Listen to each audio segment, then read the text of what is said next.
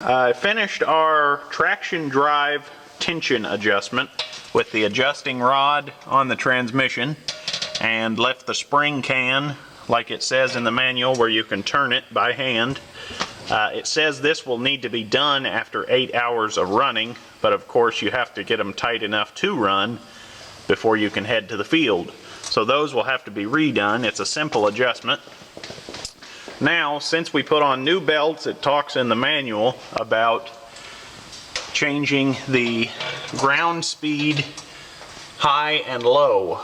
So what it tells us to do in the manual is pull our lever back to the slowest position where this will be touching. I'm not sure which way this will be yet, but we do that, and then the upper belt or the outer belt on our traction drive should be flush with the outer rim of this variator side, or at least 1/8 of an inch under the edge or the rim. So I will do this adjustment, and then if it is out of adjustment, you run your lowering nuts, whichever way they are, I'm not sure which way they are, down until the correct adjustment is obtained. An easy step to forget once you've done the traction drive belt tension is tightening your transmission bolts. It says to do this in the manual.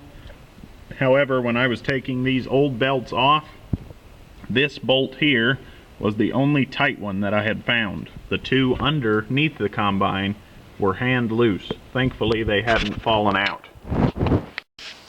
It says in the manual to have this shifter lever in the lower section in neutral, and then you go down, and now we are below the operator's platform, and now you're supposed to tighten up. It says 2 of these lock bolts or lock nuts, if you will, but there's only 1 on this combine. I don't know why, but it does seem to work. But this can only be tightened and left in neutral once you get your transmission belt tension adjustment done. Okay, we are here at the variators. Best laid plans of mice and men. I have to re-loosen our transmission, all 3 of the locking bolts, 1 here, 2 on the back side. Run our nuts back up, because when I put these gussets on, I don't know how well you can see it, this one is just a hair too tall back here, and it is rubbing the little knuckle here of the variator cylinder, and I cannot get it to draw up. And so that's where we're at. These things will happen, so what I've got to do is loosen up our traction drive belts, push our transmission up, and then I will be able to take this cylinder loose and just hit that with just a grinder. It'll take probably all of 30 seconds once I get there, but I just have to get there. Okay, this might be a little bit of a challenge to get this all back together since I'm not taking my belts off, but I'm going to try. You can barely see it back there. That shiny part right there on that gusset, not the square gusset that's factory, but that one that I added, that is what is holding up the whole show. Alright, we ground down our back piece. I did notice this piece here is just a hollow pipe. This acts as a limiting switch for this cylinder. Then it has this shaft or another piece of pipe that goes up and down in it. Now this collar had slid down and I believe got caught between this piece of metal and the pipe that slides up and down, hindering my full stroke through here, through our limiting switches here, or our lock bolts that act as a limiting switch. And that could have been the reason why I wasn't going up all the way. However, since that gusset was hitting that, that would have caused extra tension on our cylinder, and this does vibrate a little bit. Could have wore something out or broke something, and it was actually pulling on this cotter pin, pulling it in, making it do this number, pulling this way like this, and could have sheared it. So I don't know that that needed to be exactly pulled, but we always like to do the job right. Whether it needed done, I don't know. In a previous video, I said that the shifting column only had one set screw on it, and looking closer, I just didn't notice before, one of them was twisted off. And it was in there, just hand loose, thankfully. So I just welded this flat washer to it and spun it out by hand, and went to the 550 and got this one. And it just threads right in, and now we are back to original condition there. Our belts are both in adjustment. This one is just about 1/8 of an inch under, which the manual said was acceptable, and this one is right on line with the top. The first one thing you want to adjust is your bottom one, and then you go to the top one. It's not a hard adjustment at all. Something that does give me a little concern, I don't know if it's just because it had a 6-row corn head on it, which may be a little bit too big, even though they said they could handle them in the old literature. But I have found a lot of sheared off bolts or twisted off bolts, and I don't really know why. This plate is loose. Trying to make it where you can see it. You'll just have to take my word for it that it's moving. And this bolt right here on this back side is sheared off. I had to tap it out with a punch and a hammer. And then also over here on our helper spring plate, this bolt is twisted off. Could have just been that way at the factory. They might have been using a pneumatic wrench. I don't know, but it is a little disconcerting. Replacing the straw walker ends, I have these two done already, but I thought I would show you something that I thought might be an indicator of low hours. This came out of that 550, which reads it has 2,500 hours, and you can see it's well wore. And these still have paint on them. These are originals from this combine.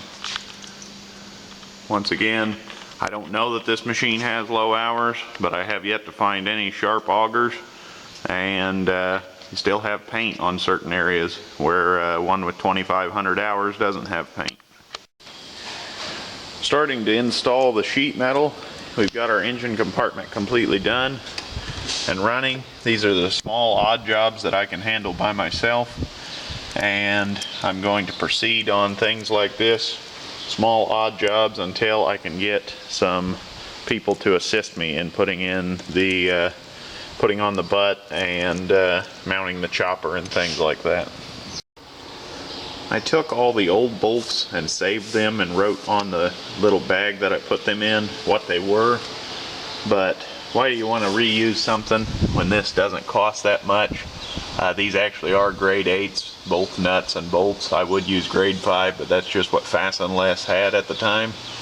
So I'm going to just put new ones in, and then when it's time to get back in here, I don't ever have to fight an old mash thread or a ground on thread or anything.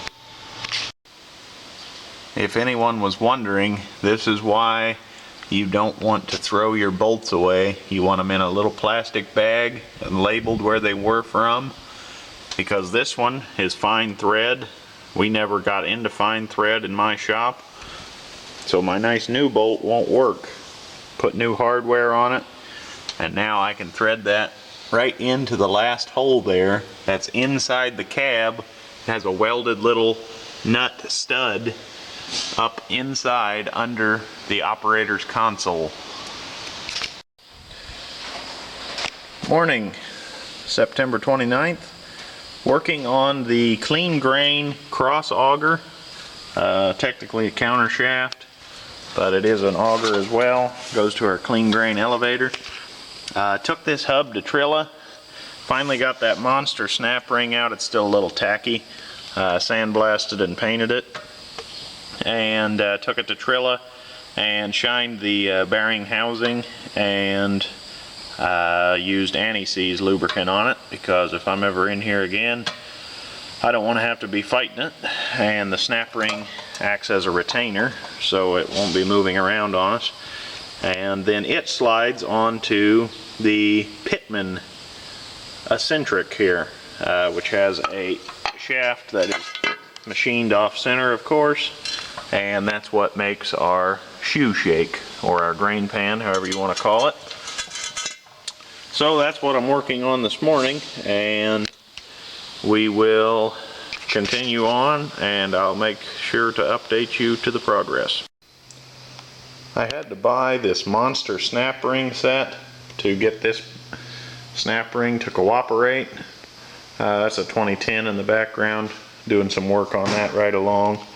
But I think this was $60, or maybe it was only $30 on Amazon, and worth every penny in my opinion. They've got these beautiful ratchets. You just release them, and now that's compressed actually, and I can just set it down and do whatever I need to do. And also, since I was there, it's hard to find a good set of snap ring pliers. I picked up this set, and I don't know what the quality is on them, but at least I will have them here in the shop. A simple thing, but a good thing to do. I took these over to my bench grinder with a wire wheel on it. Shine your threads. That helps them thread in easier by hand. You're going into old holes. You don't know what's in there. I'll put a little PB Blaster or WD-40 in those. And then every one of these bolts from top to bottom will be coated in anti-seize lubricant. I know I say it quite often, but I certainly live by this stuff. It's helped me hundreds of times. When you're in the field and you have a breakdown, you know something's going to come apart with anti-seize on it. Okay, we have our carrier bearing installed in the hub. Snap ring is on. Used those monster snap ring pliers. Anti-seized all of our bolts. Now I call that a carrier bearing because this shaft is tapered and goes into this pulley, and then the bearing carries this pulley and keeps it true.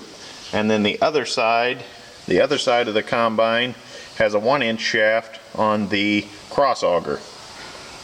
So I'm going to shine this and get that to slide in there with anti-seize, and we will go from there. Okay, the machine shop didn't quite have this perfect, so I had to file fit the bearing, which is just involves a lot of filing, but took off probably 20 or 30 thousandths probably. It was quite a bit.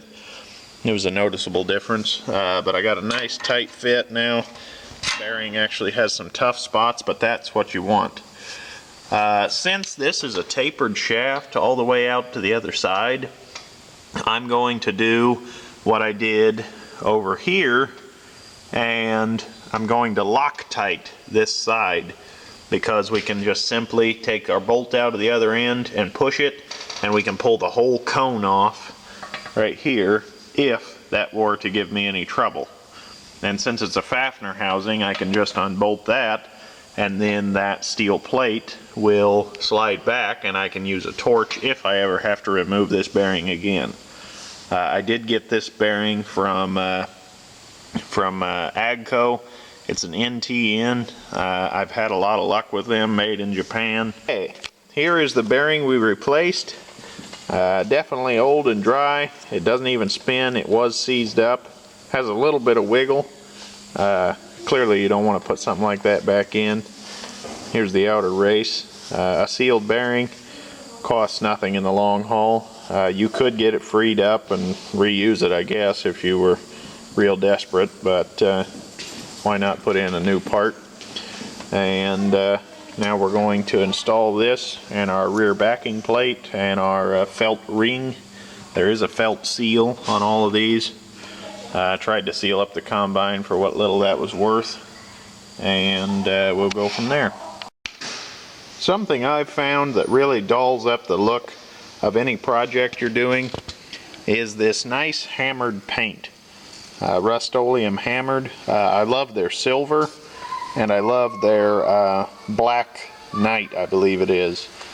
Black night metallic, dark night metallic, something like that. And it just does a beautiful job.